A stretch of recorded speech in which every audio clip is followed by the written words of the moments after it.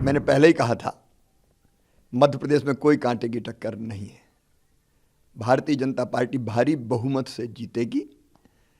प्रधानमंत्री जी के प्रति प्रेम, उनका नेतृत्व, अमित शाह जी की रणनीति, नड्डा जी का मार्गदर्शन, कार्यकर्ताओं का अनथक परिश्रम और हमारी प्रदेश की सरकार की अनेकों योजनाएं जिनने जनता की जिंदगी बदली है और विकास, ये स्पष्ट बताते थे कि भारतीय जनता पार्टी भारी बहुमत से जीतेगी।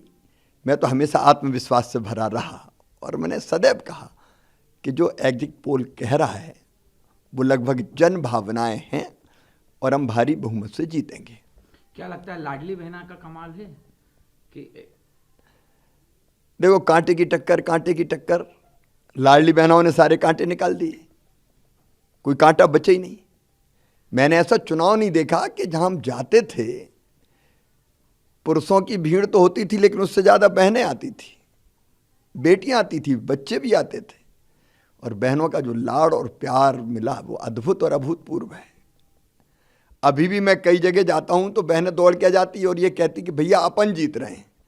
वो ये नहीं कहती कि बीजेपी की सरकार बनेगी कि आपकी सरकार बनेगी, वो ये कहती कि अपन जीत रहे हैं।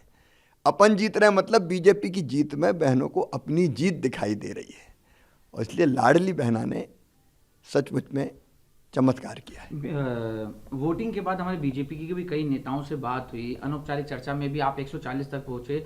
बीजेपी के अन्य नेता भी 140 तक नहीं पहुंच पा रहे, 120, 25, 130 तक ही पहुंच पा रहे थे। लेकिन ये तो मतलब जिस तरीके से बताया जा रहा है आप 40 तक सबसे हाईएस्ट आपका था, लेकिन अब ये तो उम्मीद से भी थोड़ा ज़्यादा। देखो, मैंने केवल संभल के बोला था, लेकिन मैंने कई जगह ये कहा कि जिस ढंग से बहनों का स्नेह। आप देख रहे हैं इंडिया एक्सप्रेस लाइव।